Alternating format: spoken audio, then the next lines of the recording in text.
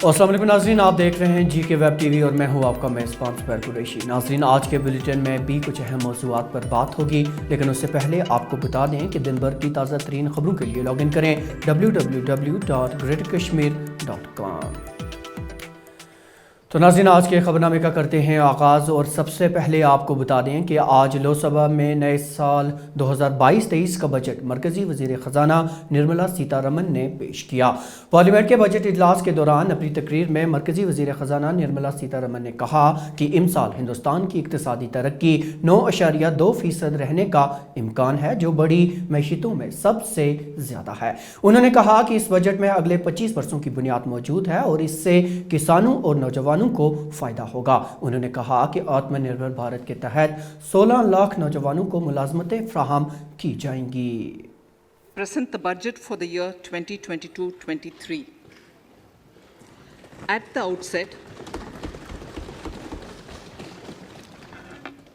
outset, sir, I want to take a moment to express my empathy for those who had to bear adverse health and economic effects of the pandemic. The overall sharp rebound and recovery of the economy is reflective of our country's strong resilience. India's economic growth in the current year is estimated to be 9.2%, highest among all large economies.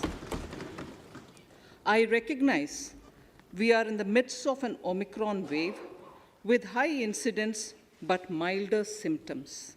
Further, the speed and coverage of our vaccination campaign has helped greatly. With an accelerated improvement of health infrastructure in the past 2 years, we are in a strong position to withstand challenges. I am confident that with Sabka Prayas, we will continue our journey with strong growth. इसी दौरान PM Modi ने नए माली साल 2022-23 के मीज़ानिया का खैर मकदम करते हुए इसे खुशाइन करार दिया। ये बजट 100 साल की भयंकर आपदा के 100 साल की विकास का नया विश्वास लेकर आया है। ये बजट अर्थव्यवस्था को मजबूती देने के साथ ही सामान्य मानवी के लिए अनेक नए अवसर बनाएगा। ये budget more infrastructure, more investment, more growth और more jobs की नई संभावनाओं से भरा हुआ है। और एक नया क्षेत्र और खुला है और वो है ग्रीन जॉब्स का। ये बजट तत्कालीन आवश्यकताओं का भी समाधान करता है और देश के युवाओं के उज्जवल भविष्य को भी सुनिश्चित करता है। नाज़रीन, पार्लियामेंट में नए माली साल का बजट सामने आने के बाद वादी कश्मीर की ताजर बरादरी को काफ़ी मायूसी का सामना करना पड़ा है। Chamber of commerce industries Kashmir के सदर तारिक रशीद गानी ने कहा कि उन्हें इस बजट में कुछ भी नजर नहीं आया। उन्होंने कहा कि हम इस बजट से जिस तरह की उम्मीदें वाबस्ता किए हुए थे, बजट उसके एन बरक्स निकला। देखिए, जो हमें एक्सपेक्टेशंस थी आज बजट से, तो उसमें तो ख़ास कुछ नहीं है। पहले तो मैं आम आदमी की बात करूंगा। आम आदमी के लिए भी कोई सहूलियत या कोई छूट नहीं है उसमें। नंबर 2, सबसे इम्पॉर्टेंट सेक्टर टूरिज़म में बजट के लिए कुछ भी नहीं रखा गया है। मुझे नहीं लगता है ये बजट मतलब पीपल फ्रेंडली बजट नहीं है। ये इसमें कोई ऐसी ख़ास नहीं, कोई ऐसी छूट नहीं दी जाए जिससे लोगों को राहत पहुंचे, जिससे लोगों के बिजनेसमैनों को, बिजनेस फर्टर्निटी को, टूरिज़्म, हॉस्पिटैलिटी सेक्टर को कोई फ़ायदा पहुंचाए। बस ये तो normal as per routine budget है, बल्कि कुछ चीज़ों को गिराने के बजाय रेट्स चढ़ाई गई है, टैक्सेस बढ़ाए गए हैं। तो मुझे लगता है this is not balanced budget at all. We were all expecting big announcements for the revival of businesses. आप देखिए, जब तक प्रेजेंट बिजनेसेस को सेव नहीं और हैंड होल्डिंग नहीं की जाती है, तब तक हम जो हमारे पास ये बेरोज़गारी का मसला अभी है, ये सबसे बहुत बड़ा एक कंसर्न है।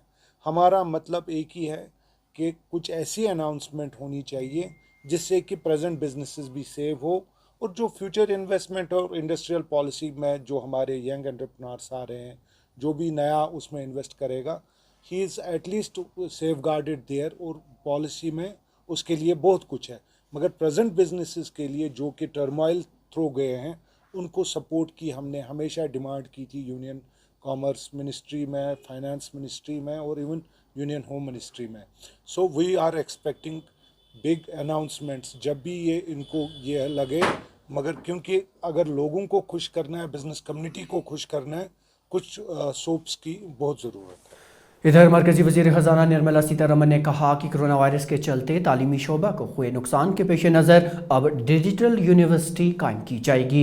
उन्होंने कहा कि डिजिटल यूनिवर्सिटी के साथ साथ EPM विद्या के 1 क्लास 1 TV चैनल प्रोग्राम को 12 से 200 TV चैनल्स तक बढ़ा दिया जाएगा, ताकि सभी रियासतों को पहली से 12वीं जमात के लिए इलाकाई ज़बानों में इजाफी तालीम फराहम करने के काबिल बनाया जा सके। Due to the pandemic-induced closure of schools, our children, particularly in the rural areas and those from scheduled castes and scheduled tribes and other weaker sections, have lost almost 2 years of formal education. Mostly, these are children in government schools. We recognize the need to impart supplementary teaching and to build a resilient mechanism for education delivery. For this purpose, 1 class, 1 TV channel program of PM E-Vidya will be expanded from 12 to 200 TV channels. This will enable all states to provide supplementary education in regional languages for classes 1 to 12. Jammu Kashmir police की जानिब से गाड़ियों पर high security number plates लगाए जाने की हिदायत जारी करने के बाद अब उन तमाम गाड़ियों पर जुर्माना आयद किया जा रहा है जिन्होंने इस हिदायत पर अमल नहीं किया। ताहम गाड़ी मालिकान का कहना है कि रातों रात ये अमल पूरा नहीं हो सकता, क्योंकि RTO दफ्तर में काफ़ी भीड़ रहती है। पुलिस की जानिब से गाड़ी मालिकान को हाई सिक्योरिटी नंबर प्लेट्स लगाने का वक्त दिए बगैर जुर्माना आयद करना गाड़ी मालिकान के बकौल उन पर ज़्यादती है। कई गाड़ी मालिकान ने आज GK वेब TV के साथ बात की। ऑर्डर निकला है नंबर प्लेट का, इसमें थोड़ा टाइम देना चाहिए, क्योंकि जो अभी सख्ती कर रहे हैं, हर जगह रोकते हैं गाड़ियाँ, चालान हो रहा है। कम से कम हम अगर RTO ऑफिस जाते हैं, वहाँ पर कम से कम इन्होंने 20 ही गाड़ी को अलाउ रखा है। वो वहाँ पर क्योंकि अभी कोविड चल रहा है, वहाँ पर बहुत ही भीड़ भाड़ हो रही है। उन्होंने खाली बोला है 20 गाड़ियाँ हम करेंगे, और उसके बाद तो नहीं। कम से कम तो इसमें टाइम देना चाहिए, टाइम लिमिट रखना चाहिए। इसी दौरान ट्रांसपोर्ट के माहिरीन ने भी पुलिस के इस रवैये के खिलाफ बरहमी का इजहार किया। GK वेब TV के साथ बात करते हुए उन्होंने कहा कि कोई भी हुक्मनामा रातों रात नहीं अमलाया जा सकता, बल्कि उसे थोड़ा वक्त ज़रूर लगता है। उनका कहना था कि पुलिस को यह मालूम होना चाहिए कि गाड़ियों पर हाई सिक्योरिटी नंबर प्लेट्स रातों रात नहीं लग सकती, बल्कि इसमें काफ़ी वक्त लगता है। तो जो ये रिसेंटली एक ऑर्डर हुआ था, मैंने ट्विटर पे खुद पढ़ा था, उसमें श्रीनगर पुलिस ने लिखा था कि हाई सिक्योरिटी रजिस्ट्रेशन प्लेट लगानी चाहिए गाड़ियों में। It is exactly for the uniformity. ये हाई सिक्योरिटी नंबर प्लेट जो है, इसमें जो फॉन्ट्स आते हैं वो एज़ पर जो मोटर व्हीकल एक्ट है, central motor vehicle rule and high security registration plate SRO जो निकला था 2006 में ministry of road transport highways ने, उसमें एक सिस्टम बना था, उसमें वो हॉलोग्राम बेस्ड था और एक उसमें IBN नंबर आता है जिससे वो कॉन्फ़िगर होता है वाहन डाटाबेस में मोटर व्हीकल डिपार्टमेंट के। तो मेरा ये कहना है कि जो हाई सिक्योरिटी नंबर प्लेट के लिए एक ऑर्डर इजरा हुआ श्रीनगर पुलिस की तरफ से, they should have been given a good time for the drivers and commuters जो गाड़ियाँ चलाते हैं, क्योंकि अगर हम बात करेंगे मोटर व्हीकल डिपार्टमेंट RTO की, वहाँ पे उतना इंफ्रास्ट्रक्चर बढ़िया नहीं है। अगर आप इस वक्त भी चेक कर सकते हो, RTO ऑफिस जा सकते हैं आप, वहाँ पे एक ही काउंटर लगा है जहाँ पे आपको पहले अपना नंबर पंच कराना है वाहन डाटाबेस में। जो ही आपने नंबर पंच करा दिया, वो 48 घंटे में अप्रूव होता है कि वो डीलर एंड पे पहुँच जाता है जहाँ पे वो रजिस्ट्रेशन प्लेट लगते हैं, जो कि वेंडर हमारा बेमना में ऑफिस है उनका। तो अगर मैं गुजारिश करता हूँ कि RTO कश्मीर से और ट्रांसपोर्ट कमिश्नर से खुसूसी कि लोगों को परेशानियाँ होती है, खासी परेशानियाँ, क्योंकि ट्रैफिक पुलिस ने नाके लगाए हैं, ट्रैफिक पुलिस के जो जवानात बैठे हैं नाकों पे, वो चालान करते हैं लोगों को, क्योंकि वहाँ पे मोटर व्हीकल डिपार्टमेंट में जो काउंटर लगाया है वो खाली एक काउंटर है, दिन में वो 25 या 30 पंच करते हैं नंबर के लिए। मेरी गुजारिश है RTO कश्मीर के साथ, अगर वो 2-3 काउंटर और खोलते और इजी हो जाता पंच करने, दिन में कम से कम 2-3 हज़ार पंच होने चाहिए या मैक्सिमम 500 आपको पंच करने चाहिए। और मेरी गुजारिश ये वेंडर से भी है, जितने वो नंबर प्लेट दिन में लगाते हैं उनको थोड़ा डबल कर दीजिएगा, क्योंकि लोगों को चालान अच्छा खासा होता है। नाज़रीन, याद रहे कि श्रीनगर पुलिस ने अपनी हिदायत में कहा है कि तमाम गाड़ियों पर हाई सिक्योरिटी नंबर प्लेट्स लगाई जाएं ताकि गाड़ियों को चोरी और दीगर जराइम से बचाया जा सके। देखें, अगर न इस मामले में हम देखें, मैंने आरटीओ साहब से भी रिक्वेस्ट की है तो उनके पास कैपेसिटी है, लेकिन ये है कि लोगों को जाना है तो ये एफिक्स कराना है। पर से देयर इज़ नो डेडलाइन, जितना जल्द से जल्द ये लगाएं उतना बेहतर है। कोरोना वायरस के मामलात में कमी और हुकाम की तरफ से कोविड पाबंदियों में नरमी के साथ ही तालीमी इदारों बिलखुसूस कोचिंग मराकज़ के खोलने की मांग भी बढ़ गई है। रवां बरस 20 जनवरी से कोचिंग सेंटर्स बंद होने से नीट, जेईई और आईआईटी जैसे नेशनल लेवल के इम्तहानात की तैयारी करने वाले तलबा को काफ़ी नुकसान से दोचार होना पड़ा है। जीके वेब टीवी ने आज श्रीनगर में कई तलबा के साथ बात की। सभी ने बेयक ज़ुबान होकर एक ही बात कही कि कोचिंग का ऑनलाइन मूड कभी भी ऑफलाइन मूड का मुतबादिल नहीं हो सकता। इसी दौरान कोचिंग मराकज़ के सरबराह खान का कहना है कि अगर बच्चों की टीकाकारी भी मुकम्मल हो चुकी है तो फिर तालीमी इदारों को बंद करना कोई माने नहीं रखता। जैसे इस टाइम सारे सेक्टर्स, बाकी सेक्टर्स खुले हैं, उन पे कोई रिस्ट्रिक्शन नहीं है। सिर्फ एजुकेशनल इंस्टीट्यूट ऐसा सेक्टर है जो बंद है, सिर्फ इसी पे सारी रिस्ट्रिक्शंस लगाई गई हैं। हमारे पास टूरिज्म सेक्टर है, उन पे तो कोई रिस्ट्रिक्शन नहीं है। हाँ, वीकेंड लॉकडाउन होते हैं, सैटरडे संडे को होते हैं, वो लोग एजुकेशन सेक्टर पे भी रखे वीकेंड लॉकडाउन, सिर्फ सैटरडे संडे को। बट ऐसे फर्दर अभी ऑर्डर निकाला था गवर्नमेंट ने कि फर्स्ट वीक ऑफ फेब में खुलेगा, फिर वो अमेंड कर दिया गया कि फर्दर ऑर्डर्स तक बंद ही रहेगा। हमारे स्टूडेंट्स वैक्सीनेटेड है, हमारा स्टाफ वैक्सीनेटेड है और हमारे मेडिकल ऑफिसर्स जो है मतलब वो भी बोल रहे हैं कि अब हमें इस पेंडेमिक के साथ जीना, अब हमें सीखना पड़ेगा। हमारा पूरा स्टाफ वैक्सीनेटेड है, हमारे सारे स्टूडेंट्स वैक्सीनेटेड है, हमारे कोचिंग सेंटर्स में वैक्सीनेशन ड्राइव भी स्टार्ट हो चुकी थी, तो लाइक सब वैक्सीनेटेड है। तो लाइक कौन सा ट्रांसमिशन हो सकता है कोविड-19 का। जम्मू कश्मीर जो यूटी है इसके हवाले से बात करें, इनमें सभी कोचिंग सेंटर्स और स्कूल्स फौरन खोल दिए जाए।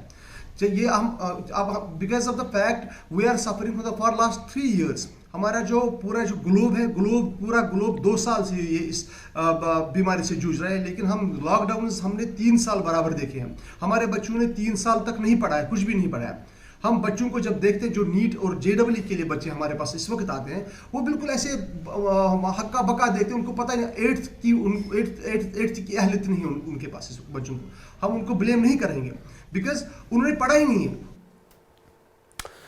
नाज़रीन, गुज़श्ता कुछ दिनों से कोरोना वायरस के मामलात में कमी के पेश नज़र सिक्किम्स हुकाम ने कल से यानी 2 फरवरी से ओपीडी खिदमात बहाल करने का फैसला लिया है।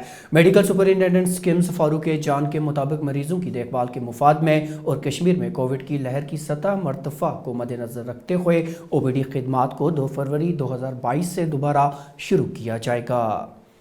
इधर पोलो व्यू श्रीनगर में पार्किंग की सहूलियात दस्तयाब न होने की शिकायत को लेकर आज कई दुकानदारों ने पुरजोर एहतजाज किया।